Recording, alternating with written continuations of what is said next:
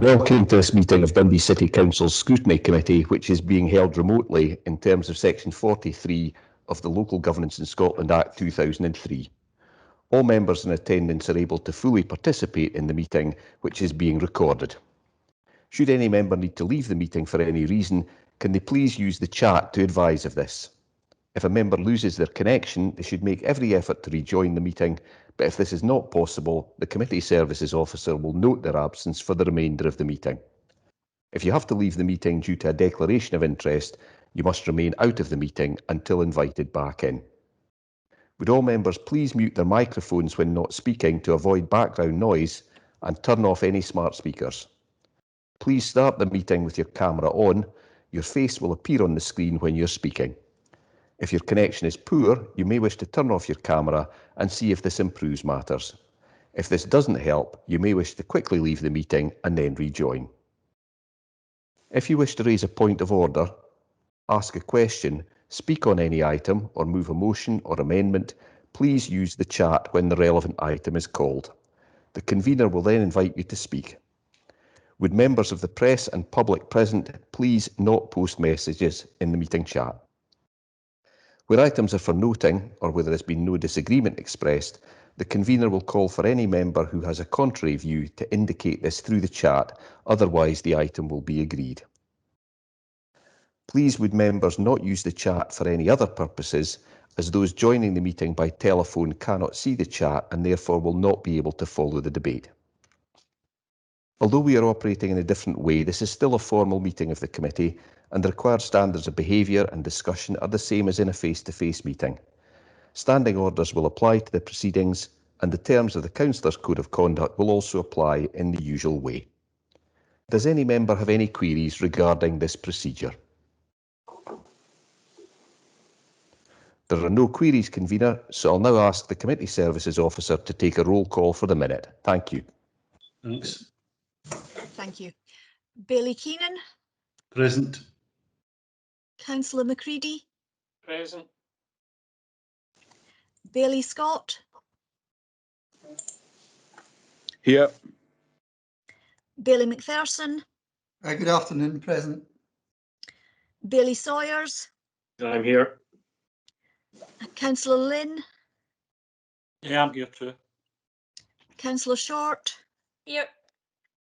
And Councillor Cadell. Present. Thank you. That takes us on to the first item on the agenda, which is declarations of interest. Does any member have any interest to declare?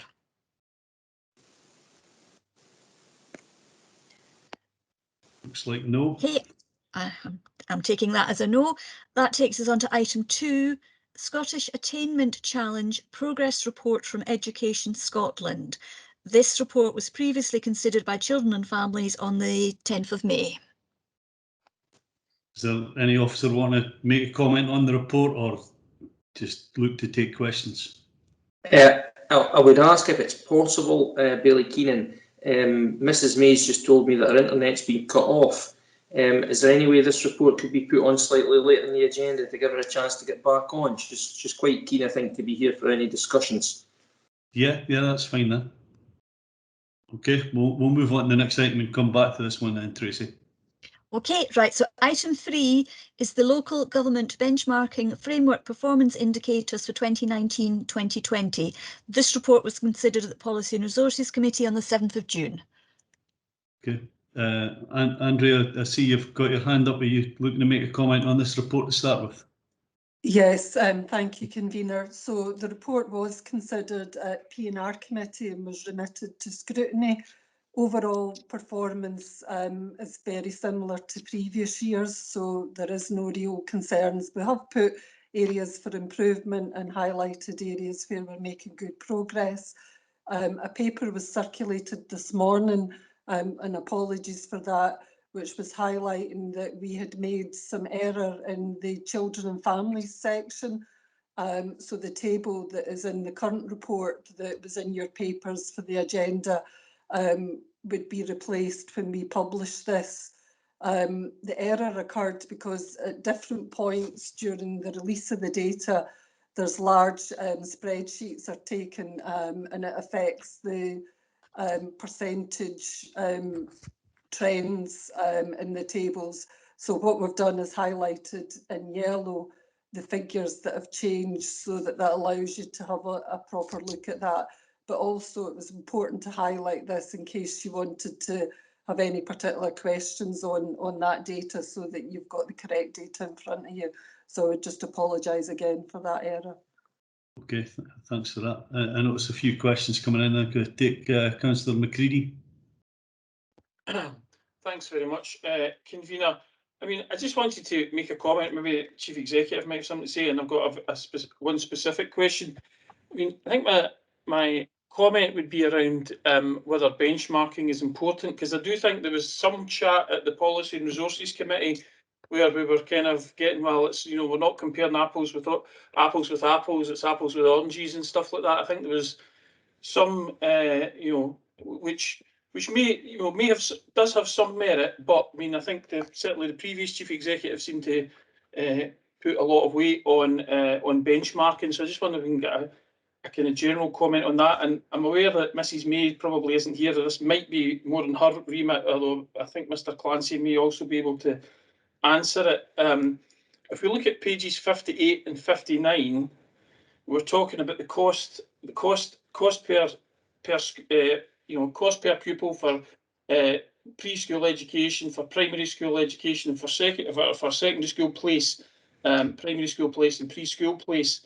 And we're amongst, you know, we're below the Scottish average. We're below our group average and things like that, which on some levels might be good. And I know we haven't had the discussion on the previous, we've skipped over the previous report, but you know, if we're serious about closing that attainment gap, shouldn't we be looking at investing as much as we can in education in Dundee? And I know that I'll get told that some of that is about Dundee being an urban authority and such like, but I just think it's really important that we look to invest as much as we can in education and help the young people in the city do as well as they can. I just wonder if anyone's got a comment on that. Thanks.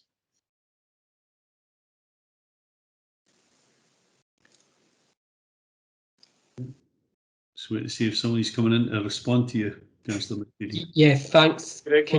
So if I can just tackle the first question from Councillor McCready, and thanks, Councillor McCready, for the question. In my view, similar to Mr. Martin's, I think the benchmarking information that has been provided to Scrutiny Committee today is indeed useful. Setting aside the complex environment that 32 councils operate in, what I think it does is provides us with an opportunity to look at data from other councils who are within our equivalent group, and then start to ask questions and seek to find out information about what people do better than us, how we can learn, and also understand, due to the complexity that I mentioned, some of those differences.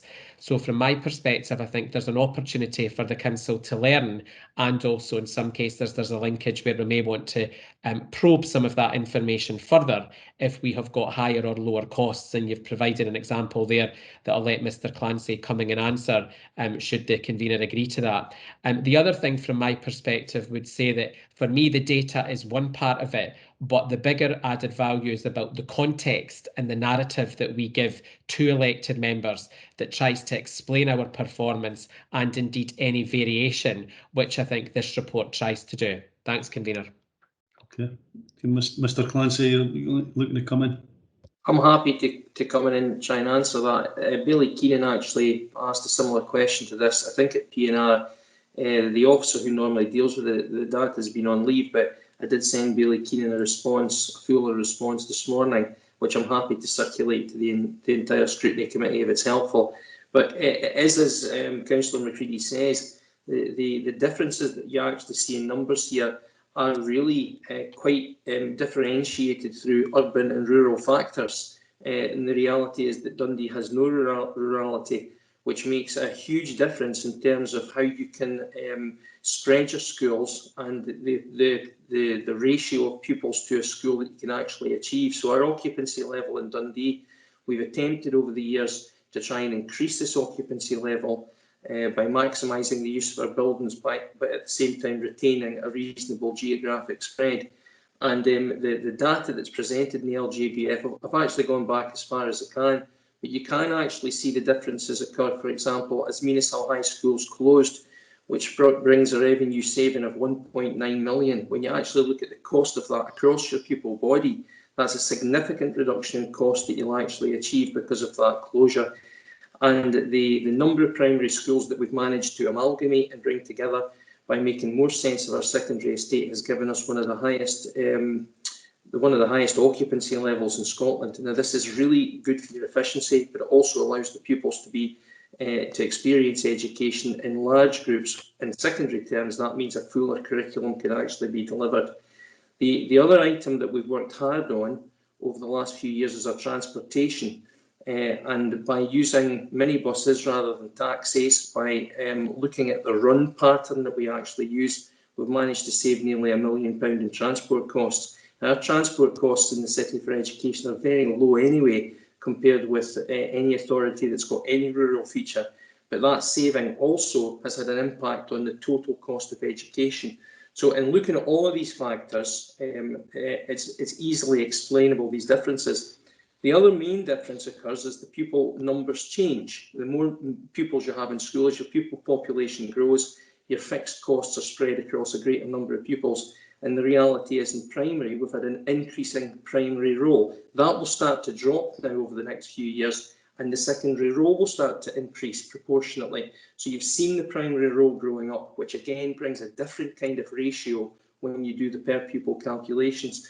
So based on looking at these factors, we're satisfied that there's an explanation for the difference. And we are investing heavily within the schools within the city in terms of our staff, in terms of resources, through Attainment Challenge and Pupil Equity Fund. But at the same time, I think as the report points out, we're trying to achieve the best efficiency that we can based on the context of the city. You okay with that, Councillor McCready? Yeah, thanks. I'm looking forward to getting a bit more detail. That would be great. Thanks. I'd be happy enough for you to circulate that information, Mr. Clancy. I only had the chance to glance at this morning, being at work, so I'll read it in more detail as well. Councillor Short, I see you're looking to come in. Thank you, Chair. On page 72, it talks about our successes with the real living wage. It took me a wee while to get the graph the right way around. Maybe Mr. Thewlis should have been around when it was Mr. Hamilton in my day. However, I did get it right eventually, and this is a success story. And I was very fortunate last week to get a hold of another prize that we got as a city, and it was for the whole city, both public and private, with regards to making Dundee a living wage place. And if you look at the statistics from Monday's report, there's actually been an uplift in nearly 1,500 people across the city's wages with regards to this. Now, I've just come hot foot from the IGB this morning, and it was quite a debated subject at the IGB as well, and something that's really a hot topic around that area. A question that I had this morning that I said I would bring was, is it possible for the Making Dundee a Living Wage group to work closer with the IGB with a view to some of the social care organisations outside the umbrella of the IGB to have that as very much high on their agenda, that fair work and the living wage is an incredibly important thing for the city? Please. You can have my response. I think you should do it, but you're the administration. But I'll ask for an officer to make a comment on that. So, convener, I'm happy to come in on that one. So, we're happy to take that back as a key action. Obviously, we've been looking to expand all living wage organisations in the city. And we'd be looking to take work out to other areas, and also if we've got willing organisations who want to join in, we can give them all the details about why being a living wage employer is so important. So I'm happy to take that back as an action to that group. Thank you. I know that in the conversation I had with the individuals that are pulling together the community wealth building aspect. It's a driver within theirs to see that the living wage or reasonable working conditions are something that's delivered for the wider city. If we're going to boost the economy, then obviously the wages need to come up a bit. So, you know, I'm in favour of that happening. So, excellent, thank you. okay, can I maybe ask the question? It's very similar to one that I asked at the last committee. It's in relation to the number of days before people are going back into hospital. Ours was 23 days higher than everyone else. And I know that it was saying that we're no like for like is the response that I got. But, you know, at the numbers, 100 or 120 odd, I think it is, it's still extremely high. And I'm wondering what we're doing in relation to addressing that. In particular, when councillors didn't know the full impact of any budget saving that was taken from the IJB, given that 6 days after Dundee City Council set its budget, the IJB put out a paper to say that they would be at a deficit of about 5 million or thereabouts. So, you know, we need to know the knock-on effects that we're having when monies are taken from one pot to another. So that would maybe help explain that to me, and I would like in a bit more detail about where do we think we should be chasing these numbers down to. Let's see, is that Vicky, are you looking to respond? Thank you very much. And I'll perhaps just give slightly more detail than I did at the previous conversations we've had. This report's been considered both through the IJB and also P&R as well in terms of the benchmarking material. And just to reference some of the discussion earlier on in this agenda item, the report also refers to the fact that the IJB does use quite an extensive performance management system, which goes beyond the benchmarking material. And you will see further details of that included in the IJB's annual report, which is submitted later in the year for your consideration. I think it's fair to say, just by means of introduction, first of all, that the benchmarking material is starting to have less relevance within the IJB, and there's a couple of reasons for that. Firstly, the data that you see is quite out of date in terms of current activity levels and current practice. But notwithstanding that, there are also problems with some of the indicators in terms of how the data is recorded across Scotland. And indeed, those were my comments that they're made at the last meeting of P&R, was in reference to this particular item, which is on hospital readmissions. So the way that we actually record hospital admissions locally does differ from other systems. So we're not necessarily comparing like for like. In other words, the figures are artificially inflated. So to give you an example of that, if someone is discharged from hospital and subsequently goes back to hospital for any form of assessment or treatment, that's recorded as an admission. And whether they're actually admitted to a hospital bed or not. Other parts of Scotland have a different way of coding that activity, so it doesn't necessarily add to the number of admissions. Despite all of that, we have very, very carefully as a partnership looked at all of the readmission rates, and we've looked at all of those episodes to see if there's anything that we could do differently in a community setting which would prevent the person requiring to be readmitted to a hospital bed where that occurs.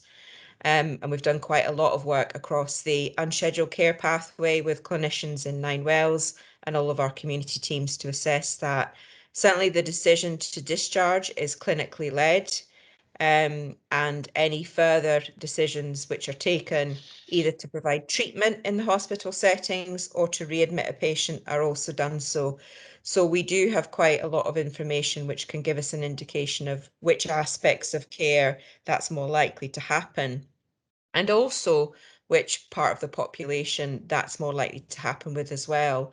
And we know that certainly when we're providing hospital care for those who are particularly frail, that there is a high risk that after discharge, they may need further hospital treatment. But we're certainly looking into make sure we minimise that in terms of the impact on the individual, and to ensure that the pathway of care is as good as it possibly can be. Okay, thanks for that. I'll look forward to these kind of changes filtering through in years to come, as you suggest. I suppose I've had reassurance from officers that we'll receive, councillors will receive better information in the future in relation to external organisations' budgets. If Mr. Colgan could just confirm that. Thanks, convener. Yes, happy to confirm that employees and council officers will be happy to provide any information that elected members will look for in processing the budget for future years. So yes, I can give you that assurance. Okay, thank you for that. Cheers. Is this, I don't see any other questions looking to be asked on this. Is this item agreed? Looks okay, thanks for that.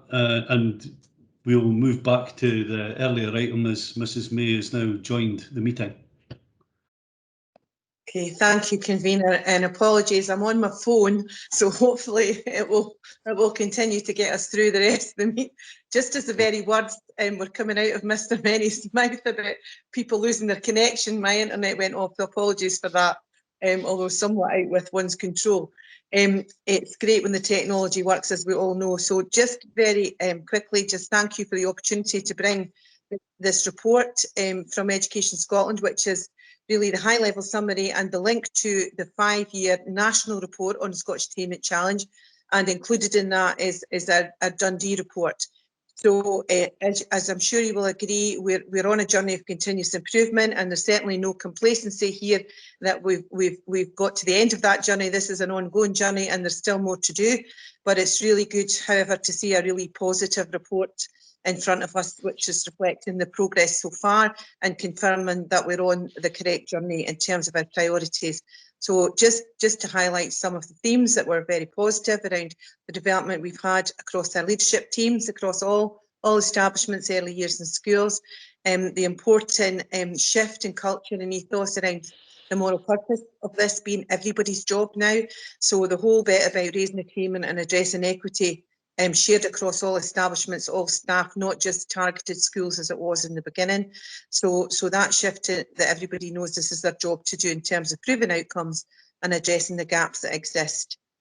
Some positive comments about our professional learning approach. It's well known, if you want to improve the learning of children, you need to improve the learning of your teachers. And we've had quite a big investment in that, as well as quite a significant training and development of our data that we use to know where we are in our data literacy. Huge support for early years in Dundee, and seeing the partnerships, for example, with speech and language therapy and communication, seeing that huge improvement in early years vocabulary and acquisition of early years vocabulary coming through into better CFE results in the primary as well.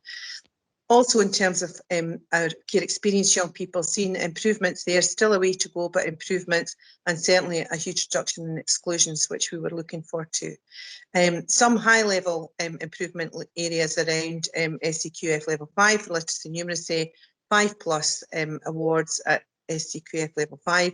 Again, looking at 67 more pupils gaining these awards, and 5+ hires also improving. So as I said, narrative is to still be improving. Good to see 3 of our case studies highlighted as national good practice. So the work on literacy recovery in secondary, the work on mental health in secondary and upper primary, and indeed the work with our partnership with Dundee and Angus College. So taking that improvement right through to positive and sustained destinations, which the work with our partners in the college really is helping us to do that by providing learner pathways for all our learners. And again, some highlighted good uses of PEF in there too. So really pleased with the report, but certainly we'll continue to develop. And just the other night, members will know that we raised in committee the launch of our second iteration, if you like, of our targeted approach to the Attainment Challenge through Every Dundee Learner Matters. So continuing that journey. Thank you. Okay, thanks very much for that. So any questions for Mrs. May on this report? Councillor McCready.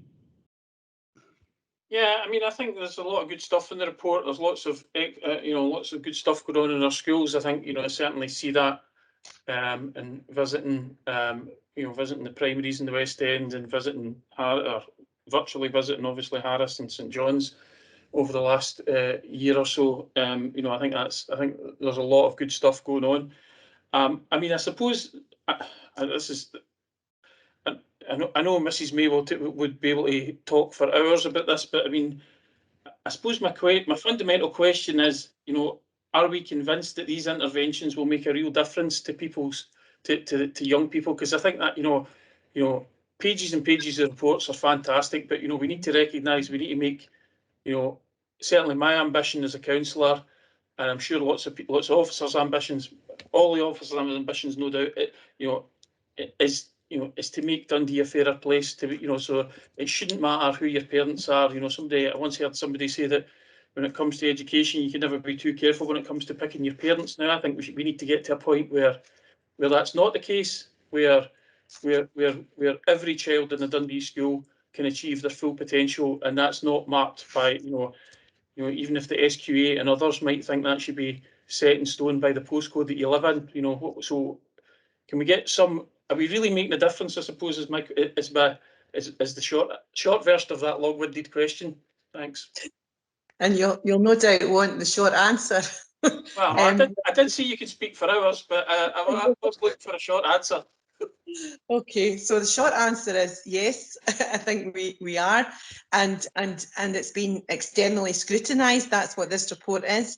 You're right. I could talk about all the great stuff that's happening, but it doesn't mean that I think we've got there yet. I think there's still more to do, and we're continuing that journey. And that's exactly the spirit of our latest strategy launched, because it's about acknowledging that there's still work to do in some areas, in some schools, in some pockets. And we need to get to that point where that knowledge is shared right across, and so that it's not just in targeted schools, but everyone's on board this agenda.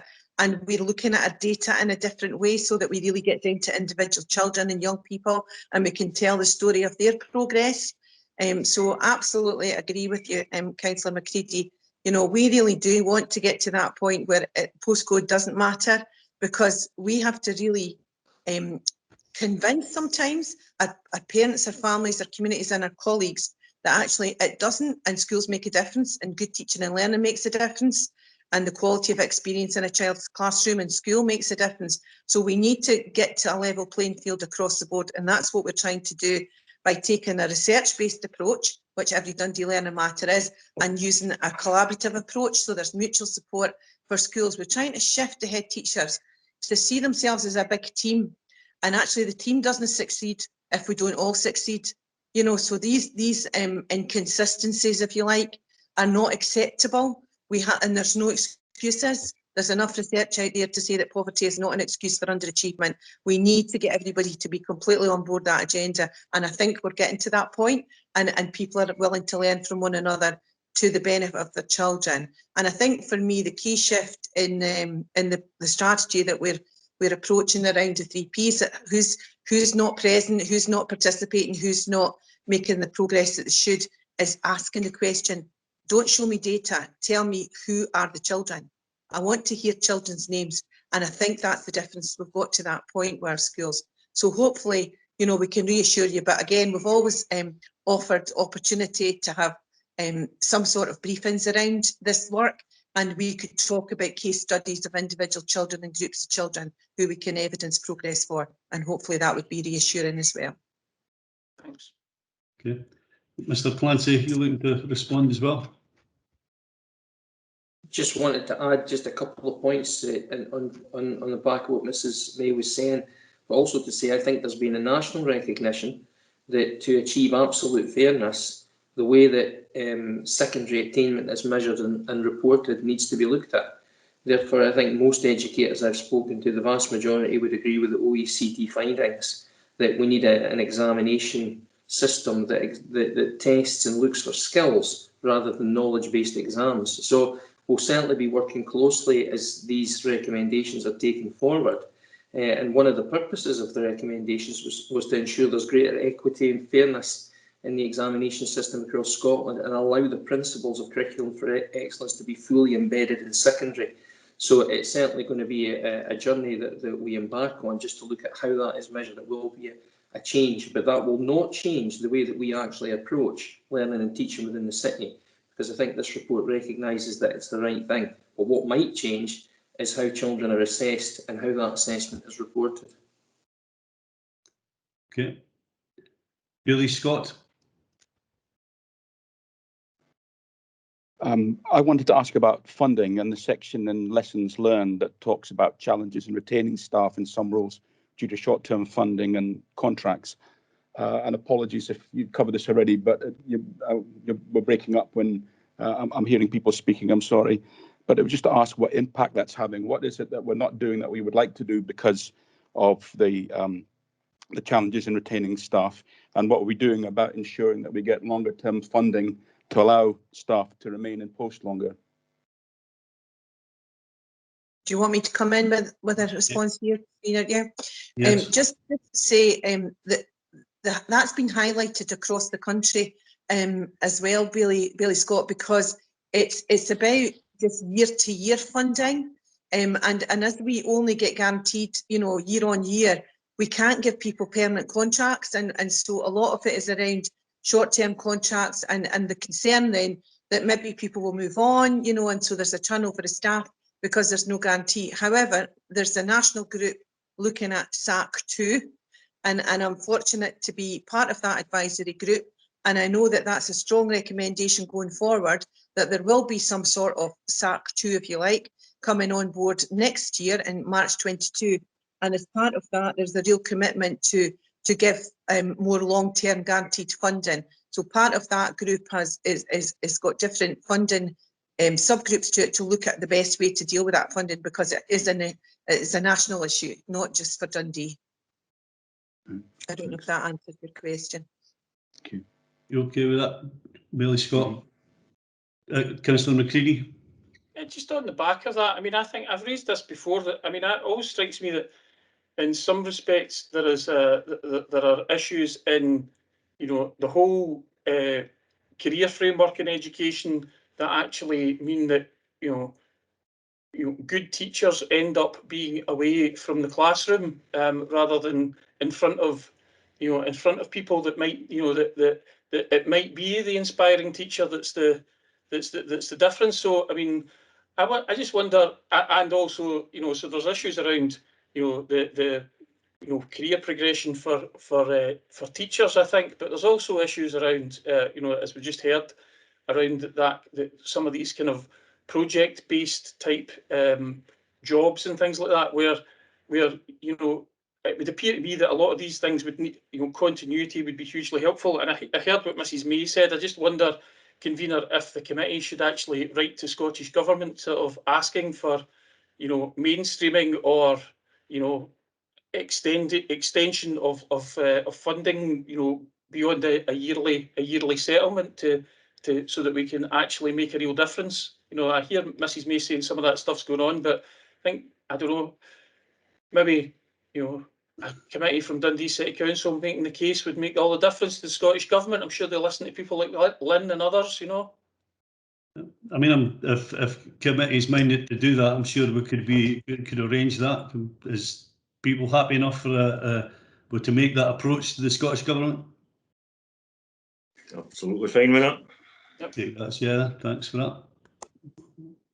Mr. Clancy, you looking to come back in? It was really not to comment on that, but to maybe pass comment on Councillor McCready's first point about the career organisation for staff and encouragement for staff to stay, as we used to say, at the chalk face. And I think Mrs. May and I have been around long enough to have seen various attempts and iterations at providing a structural unit and response to it through charter teachers, senior teachers, all set up with the express aim of keeping good teachers at the, as I say, in the classroom and not moving into to management posts or guidance posts. They've all been filled with tremendous issues in trying to maintain, and they've all been abandoned over time. But it's not for the want of trying, and I think the argument from the teachers' unions is you pay all teachers really well. That's how you keep good teachers in front of kids. But there's certainly nothing in the offing that I'm aware of through SNCT to look at that again. But certainly, at least in our time, I think it's been tried at least on 2 occasions. Just for info, Paul, a few years ago there was a paper produced in conjunction with the teaching unions, COSLA and the Scottish Government, and I thought there was some agreement about it, and it was around teacher progression and you know, the very subject of how to retain teachers into promoted posts, or you know, or become leads in particular areas, you know, and a, you know, is perhaps a you know, masters in teaching for many more of our staff if they were going to progress to that, and indeed career breaks if that was the bit that would assist people. I wonder how that's progressing. Audrey? Yeah, I'm actually just grappling with my own head to remember what it was called, but I do remember that there was reference to lead teachers in it as well, and it was that idea that we would give teachers opportunities to stay in the classroom but take a whole school lead in a, say, a curriculum area or an overarching thematic area like health and well-being, or yeah, so absolutely. I think it is kind of paused, and I'm sure it'll resurrect itself once we move further through a recovery from COVID, but it certainly was bandied around about a year and a bit ago for consideration. Billy Keenan, you're absolutely right. And again, they just reinvented the word, and they called it, so it wasn't a senior teachers or charter teachers, they talked about lead teachers. And it was the same idea. Let's keep really good, strong teachers in the classroom, but let them influence others. Well, we're trying to do that in our own version by having, you know, school inquiry groups and teachers leading in their own school. So hopefully we'll see more of that coming back. But it's been quiet on that front for over a year, but probably due to the pandemic.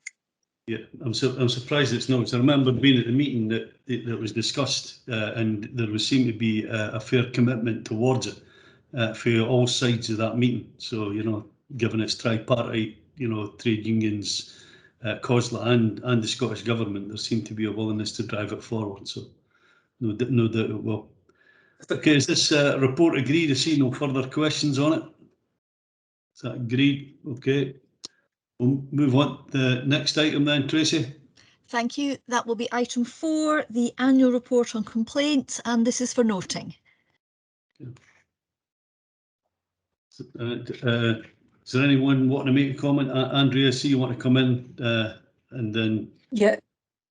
Yes, please. Could I just do a quick introduction, convener? So this is the annual report and complaints, obviously giving you the performance information for 2021 and showing how we've been learning from our complaints. You'll see that there's a decrease in numbers last year, and that seems to be reflective across all local authorities, particularly during the first lockdown.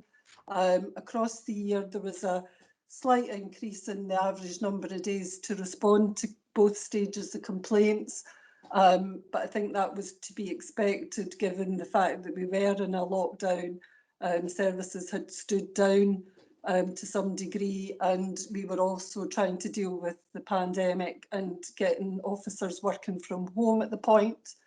We picked up performance during the year, and I feel that over that year we did actually maintain a good level of response to our complaints. The report evidences that we continue to learn, and we've tried to put in some examples of where we do that. Satisfaction in the survey is broadly similar to previous years. And to give some context, in Appendix 2 we set out the sort of level of transactions that we undertake as a council, and you can see that complaints is actually a very small proportion of that. And we've also, as usual this year, given you some examples of compliments that are set out in Appendix 5. And I would just point out that we don't receive the annual Ombudsman's letter till around the end of September normally, and we would normally bring that forward, any information on that, in the December report. And I'm happy to take any questions.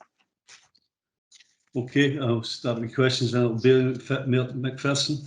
Thanks, convener, and thanks to Andrea for her introduction. I would agree with Andrea in relation to the level of response, given frankly the challenges around the pandemic. I'll say a little bit more about our COVID response when we reach the COVID-19 recovery internal audit report a little bit later. My question really is around, and it's about statistics on page 87 of the substantive page numbers, and it's about complaints by nature. Because if we look at the movement of the type of complaint, by the nature of complaint rather, from say 2017-18 until the last financial year. For example, there's been a very positive movement and far less, significantly less, complaints about attitude or treatment by a member of staff, which is always a very positive area of movement. My question, however, is a less positive one about the increases in dissatisfaction with council policy. What I'm really wanting to know is, do we categorise, when we categorise something as the basic reason for the complaint is dissatisfaction with council policy, do we categorise what policies in particular we have dissatisfaction from the Dundee public about? Because quite clearly from time to time we make changes that aren't necessarily very popular. Let's give an example. Brown bin charge, there's a good example of something that didn't go down the bundle. People signed up because they felt they had no option, but it was perhaps not the most popular policy that the council has ever passed. And I'm just really wondering if we can drill down on this, because the dissatisfaction with policy category has gone up from about 8% to over 14% of the overall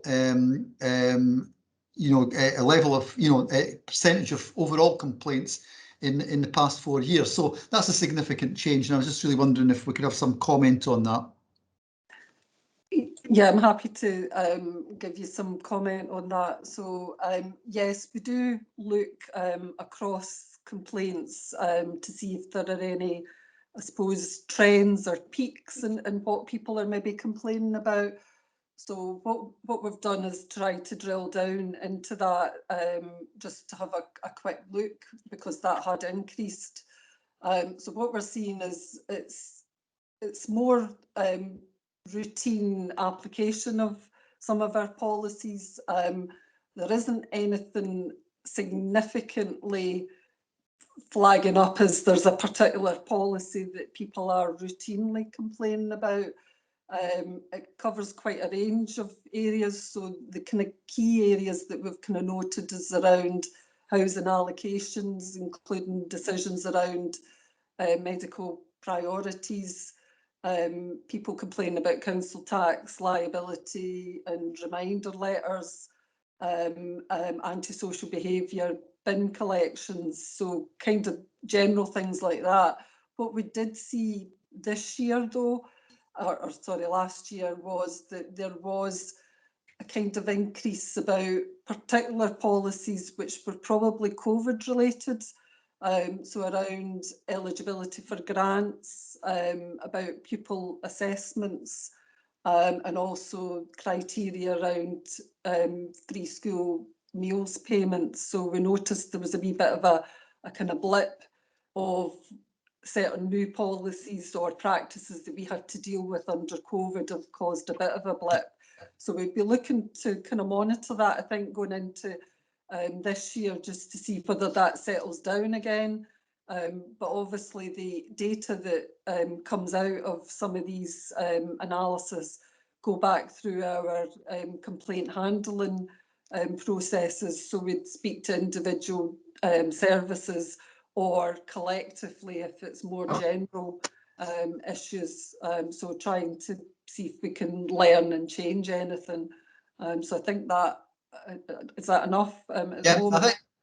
I think, Andrea, that's very helpful. I think, I think we can accept that there are some things that are short time-wise in terms of, for example, business support grants, COVID-related type thing, fully understand. And the reality is people won't like the policy if they don't qualify, in the same way that you won't like the policy in relation to medical priority for housing allocations if you've not got the medical priority that you'd hoped for. I understand that, but what I think is really important, and you're clearly doing, which is reassuring, is to keep an eye, to keep a close eye on where there are quite clearly trends which are as a result of us changing something, which frankly the public are not happy with. So I'm reassured that that is monitored carefully. So grateful to you for the response. Okay. Councillor Short, I noticed your hand up earlier. Are you still looking to come in, or? No, I'm fine, thank you. It's been Okay. covered. Cheers. Thank you. Cheers. Thanks very much for that. There's no other questions on that. Is that report agreed? Okay, thank you. Thank you. That takes us on to item 5, which is the internal audit reports. So on to yourself then, Pamela, to take me through some of these. Thank you. So there are 10 internal audit reports that I've brought to this committee. I'll just go through each one in turn, give you a high-level summary of what we're seeing in the executive summaries. So the first report is on COVID-19 recovery, recognising obviously that we are still very much on a journey through the pandemic, and obviously we have had spikes in numbers. We carried out a review to ensure key business operations and their associated governance and control frameworks were appropriately and timely established, or in some cases re-established, including key changes to the recruitment and selection processes as a result of COVID. This is a very positive report. It's a full assurance report and not something that we issue often. I think it really demonstrates the positive, proportionate and inclusive partnership response that the Council's taken to date. We've summarised in the conclusion some of the many measures that have been taken by the Council through since March last year, not something that we normally do. But I think it's important to communicate these findings not only to elected members and senior management, but to the wider public.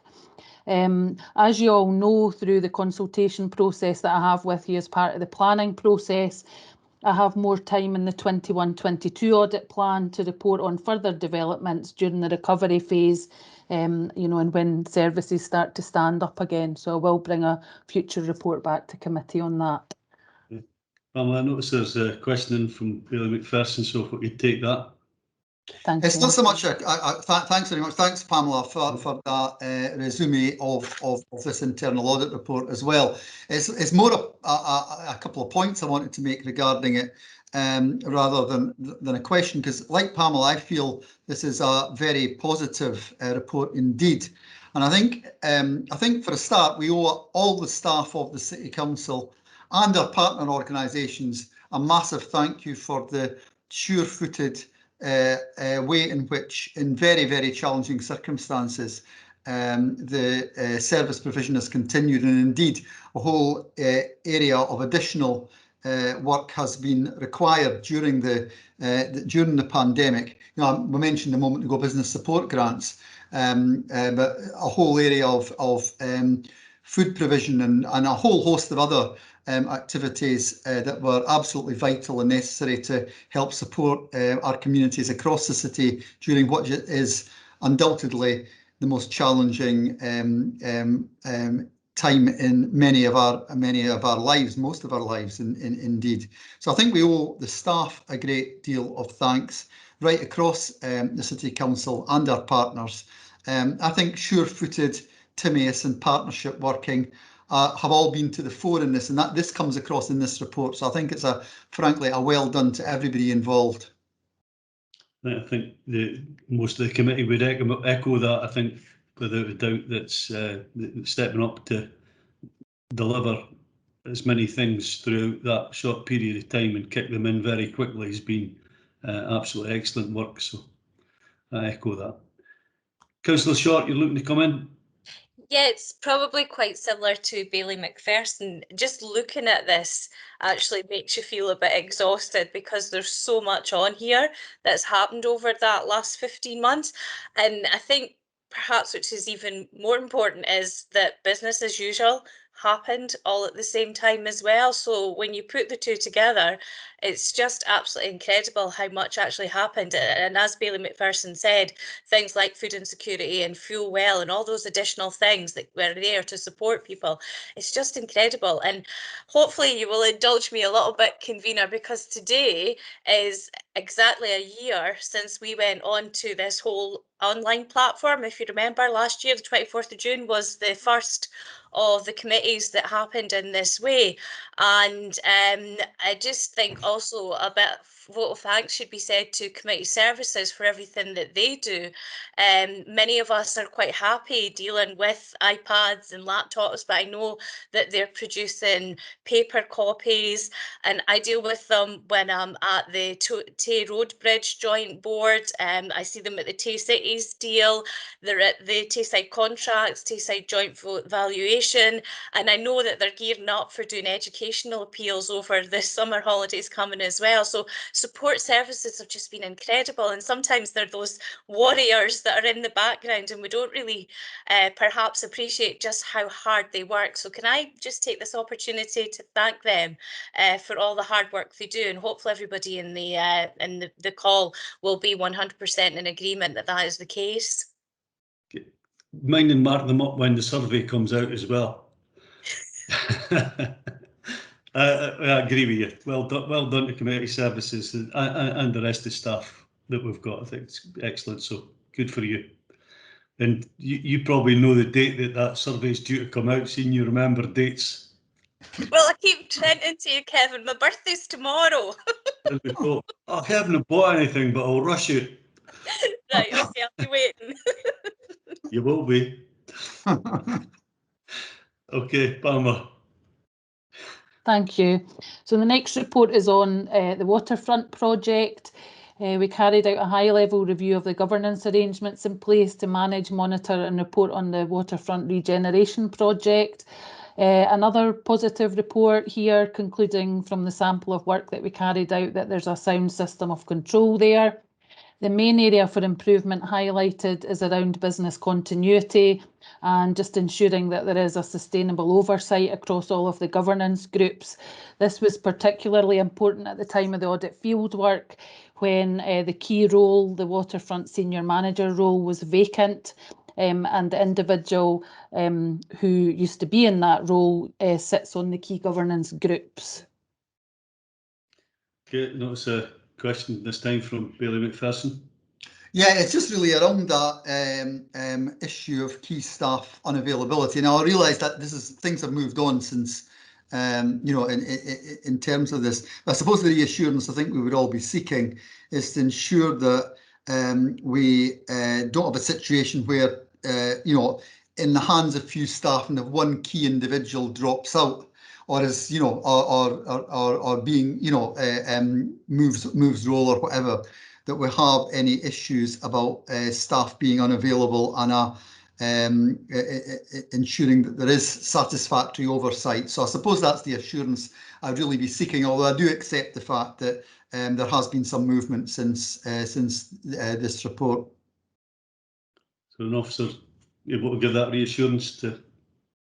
Chair, yes, I'm happy to come in. I think the first thing is I would like to provide the reassurance that there is no vacancy per se, and that Neil Martin is acting into the waterfront manager's role. So we're continuing with all the governance arrangements as normal. I would provide a little bit of background, and that we are looking to address the points raised by the auditors around resilience, and Neil and I have been exploring a new potential structure. Effectively, the waterfront manager position sits on its own, and the asset management team will provide support in terms of transactions within the waterfront area.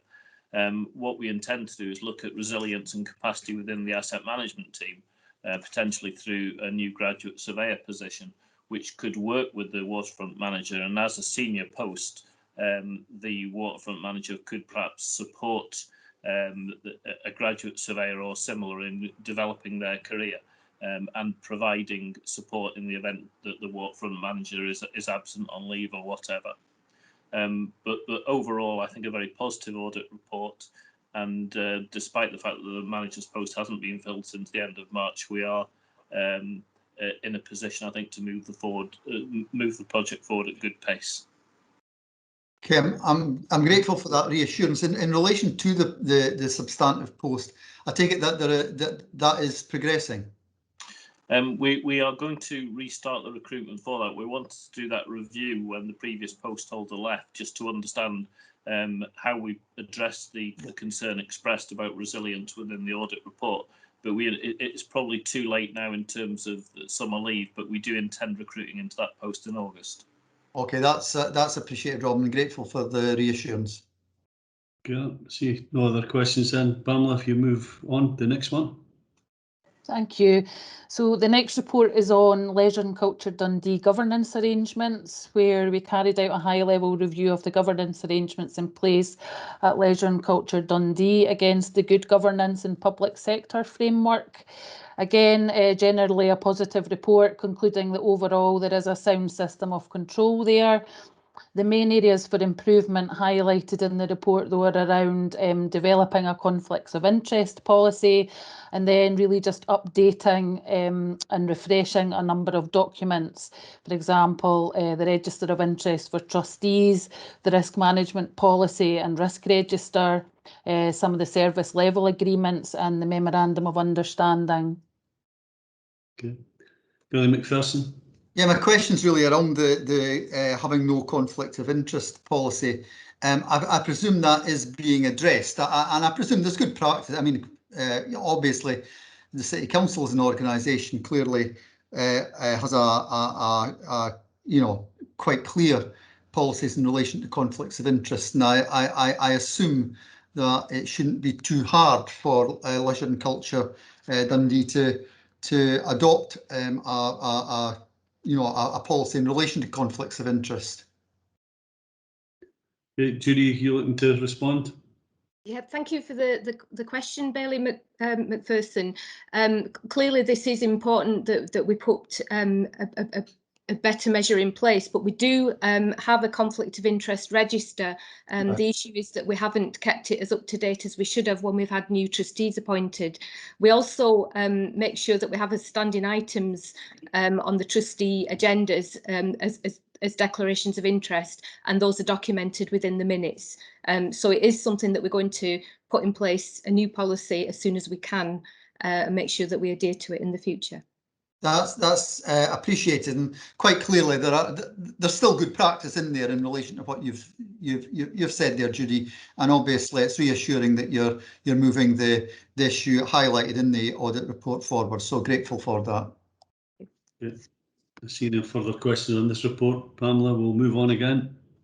Thank you.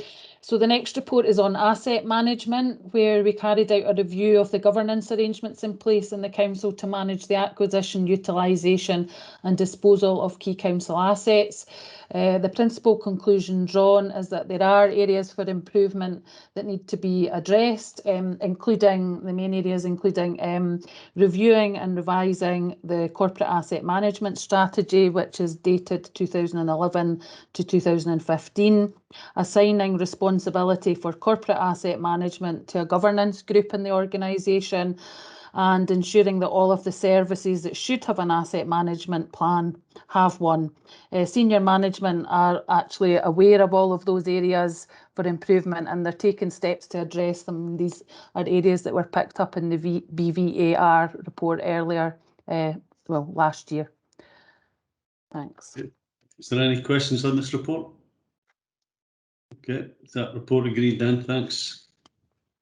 Next report then, Pamela. Thank you. The next report is on project management, where we carried out a review of the project management arrangements in place to ensure the efficient and effective planning, initiation, delivery, monitoring and evaluation of the council's key ICT projects.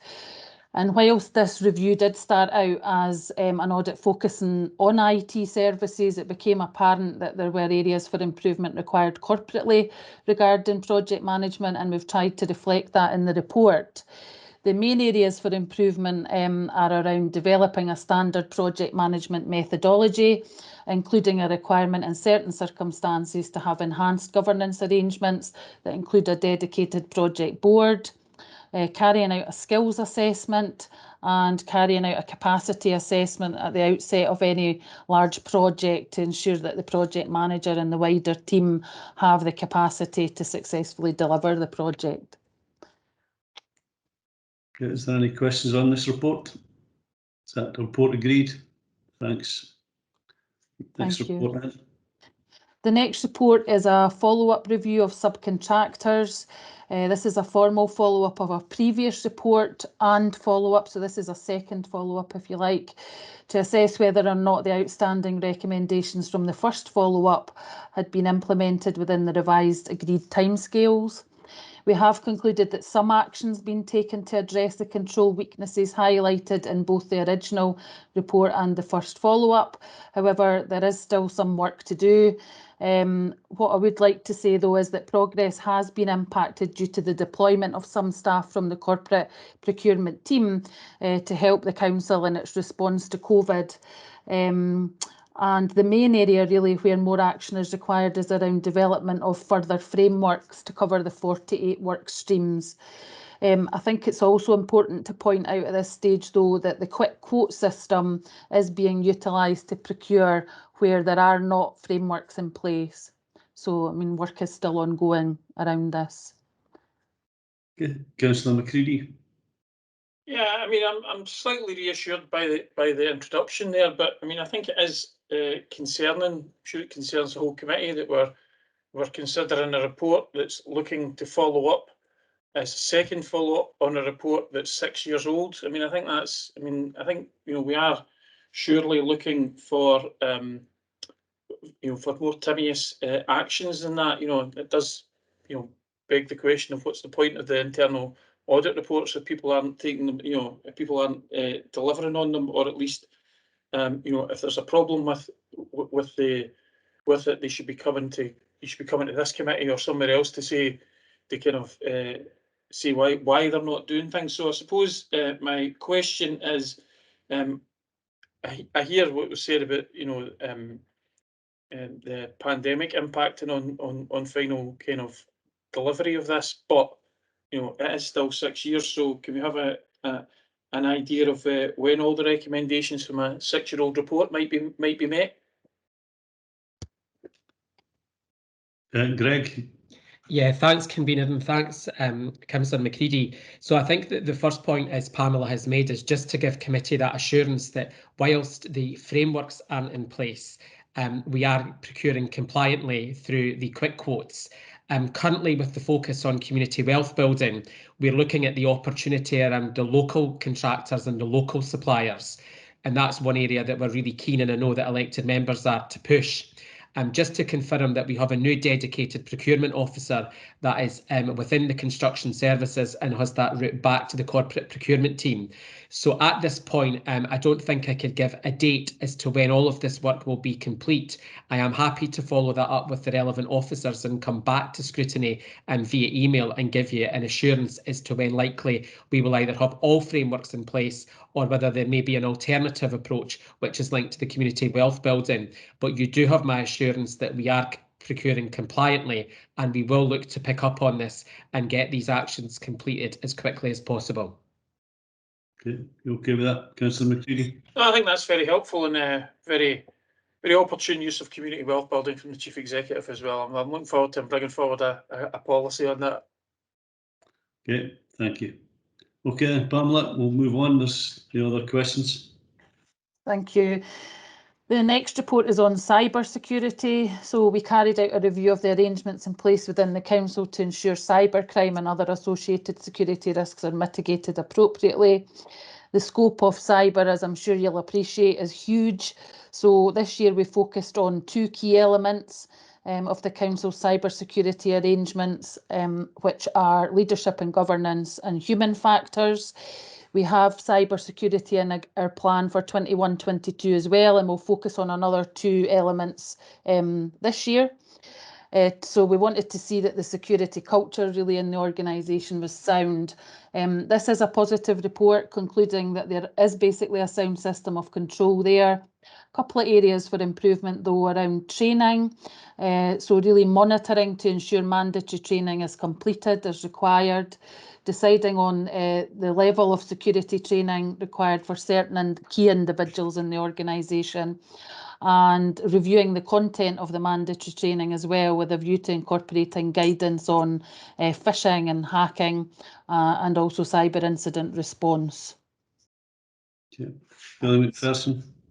Yeah, thanks for that, Pamela. My question's really around what you touched on there about ensuring compliance with the training, ensuring that's monitored going forward, but also the area of refreshing the training from time to time. As I'm sure we all would agree, this is an area that's frankly fast moving in terms of what's out there and you know, in terms of change going forward. And given that, I was just really wondering if officers could give an assurance that compliance to ensure that all staff actually have, you know, having training is fine, but you need to ensure that everybody undertakes it. But more to the point, that it is refreshed from time to time to ensure that all staff are as up to date as possible in relation to cyber security. Robert, are you looking to give a response? Thank you, Chair. Yeah, just on those points, I mean, we absolutely recognise the importance of this, and there's two aspects to it. One is new starts undertaking mandatory training, and the second is we are at the moment looking at how we refresh that. And in my mind, that needs to be almost on an annual basis because the processes are the threats are changing all of the time, as I think Betty McPherson is aware. There are two other things that support that. One is that we do keep track of incidents, so we do record where anything has come to light, and there is a group, and I can't remember its name, but that is looking at security across the piece and identifying risks to the organisation. So, I mean, for example, one of the things we're doing at the moment is looking at whether there are new forms of technology which can better protect us from the type of attack that I think SEPA were subject to recently. That's been quite a lot in the press. So there's a lot of work going on, Betty McPherson, to keep that up to date. And I think you're absolutely right that as well as providing the training, we have to be making sure that people are completing it, and that's very much on our agenda. Okay, that's very reassuring. Grateful to Robert for his response. Councillor Short. Just coming in on the cyber security, or those of us who are at the Tay Cities deal, like myself and Councillor McCready, will know that there was a big thumbs up last week for the cyber quarter up at Abertay, and presumably with that moving on, it's going to obviously take some time to get there, but when it's there, hopefully we will be able to work very closely with them with regards to this, so that we're equally as up on all the things that they know, so that we can be that sort of lead example for the rest of the local authorities as well. I'm taking it these relationships will be built. I would hope so, seeing as we're going to go into a community wealth building with them shortly as well, hopefully. Yep. The Caravani officer wants to comment about that relationship between the university and ourselves, but I would hope through the Dundee partnership there is that level of cooperation. You know, Chair, I'm happy to pick that one if that's appropriate. Yes, confirm we have regular meetings with the University of Abertay, and we've discussed broader collaboration, not just with the local authority sector, but with the public sector as a whole. We do hope that the cyber quarter will become a centre of excellence for shared services for local authorities and other public sector partners. Discussions are quite advanced, and one of the conversations to be had in the future is with the local authority sector as well. So yeah, we are engaging very readily, and I'll make sure that IT colleagues are involved in those conversations. Okay, thanks for that. I see no further questions, so we'll move on again then, Pamela. Thank you. The next report is on Tay Cities deal, where we carried out a review of the governance arrangements in place for Tay Cities. Again, a positive report concluding from the work that we carried out that there is a sound system of control there. A couple of routine areas for improvement identified just to help strengthen the controls further. The first one around enhancing the role of the thematic boards by formalising the requirement for them to engage with projects earlier. And the second one around documenting roles and responsibilities in relation to processing, reviewing and approving grant claims. Not sure there's any questions on that. Is any questions? No? Okay, we'll move on. Thanks for that. Thanks. So the next report is on incident management, where we carried out a high-level review of the arrangements in place to manage health and safety incidents within Children and Families Service only. This was a review commissioned by the service. A number of areas for improvement were highlighted during the field work for this review around the Children and Families Health and Safety Policy and Management Framework.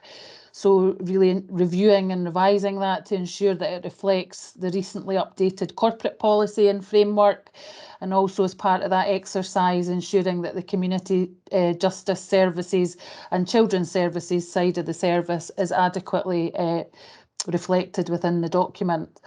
Again, a bit around internal recording and reporting, so just ensuring that both sides of the service record and report consistently. Probably key to note at this point that there were no problems highlighted regarding RIDDER reporting in the service. And the last area for improvement is around the support and documentation.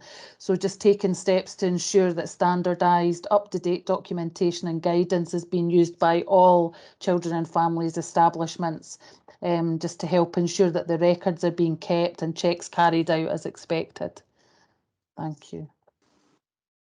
Just can I ask if we regularly review within the department accidents that happen to see whether there is something that is recurring that needs to be addressed?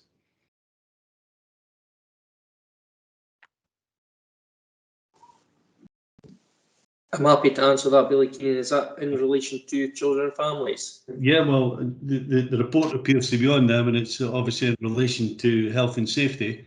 So, we do regularly go through this with our health and safety officer, and things are drawn to our attention if there's patterns or things that need to be amended. So, yeah, there are regular meetings with the officer to go through that.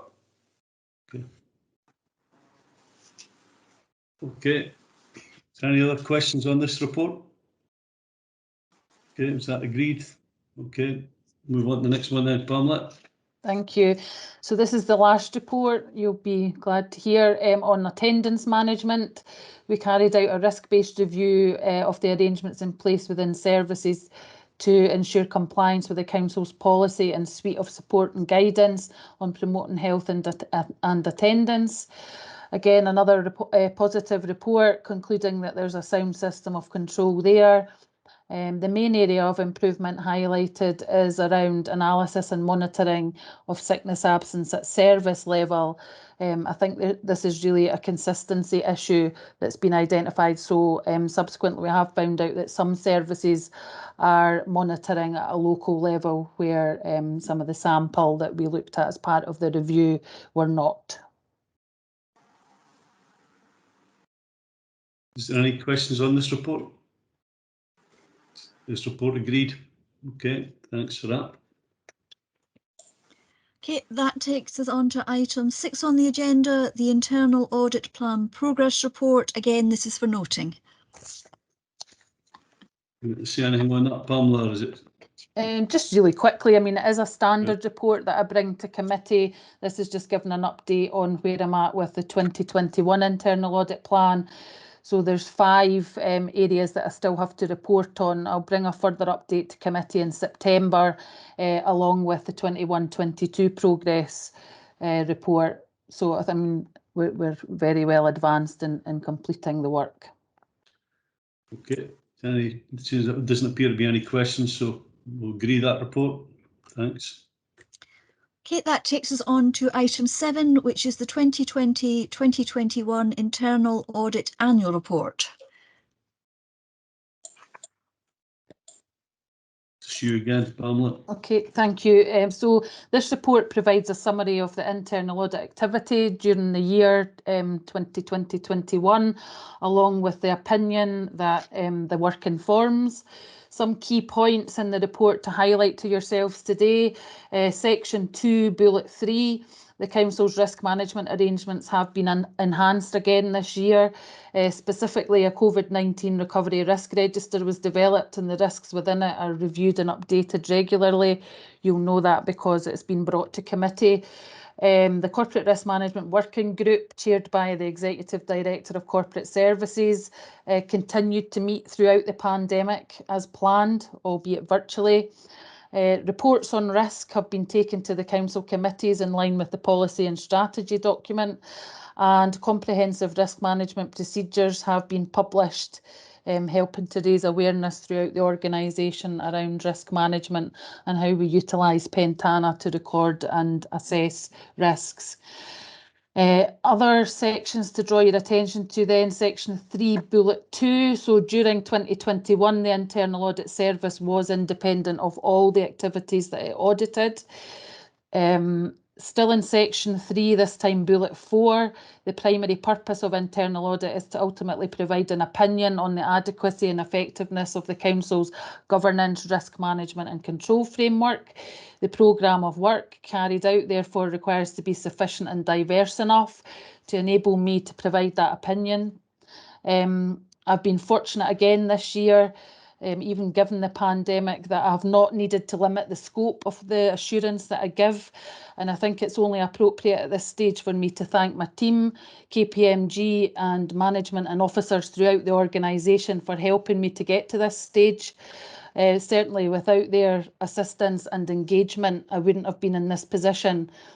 Section 9 then, moving on, of the report, specifically bullet points 3 and 4 and also Appendix A, detail the work that's been carried out throughout the year, including the advice and guidance that we've provided to management throughout, actually, regarding changed systems as a result of the pandemic.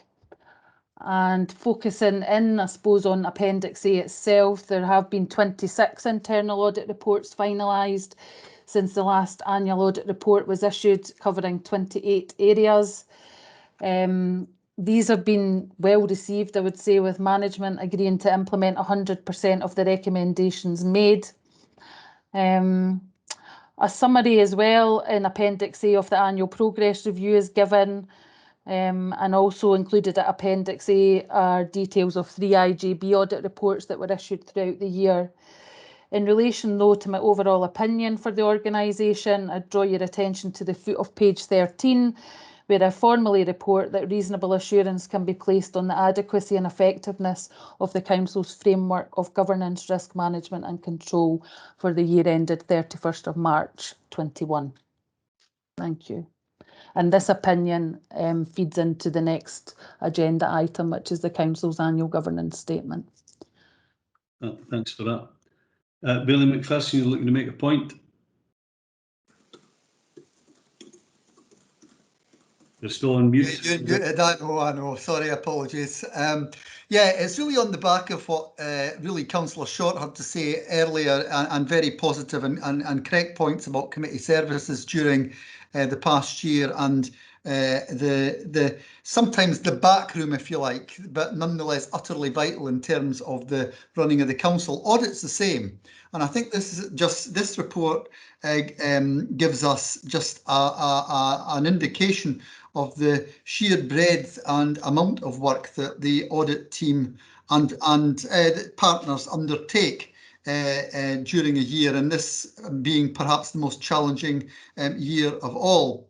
The work is both wide-ranging, and to be frank, if you're going to have a culture of improvement within an organisation, acting on the outcomes of audit reports is absolutely vital. So I think Pamela and her team do an absolutely excellent job. I think this report does show the breadth of the work and the sheer hard work that goes in from the audit team, and I would just like to, just in the same way as we previously thanked the council staff generally, and in particular committee services in relation to the earlier item, I would just like to pass on my thanks to the audit team for the work that they undertake. There you go. Pamela, well done. Thank you. And share that love with some of your pals, because they're all doing a great job. Thanks very much.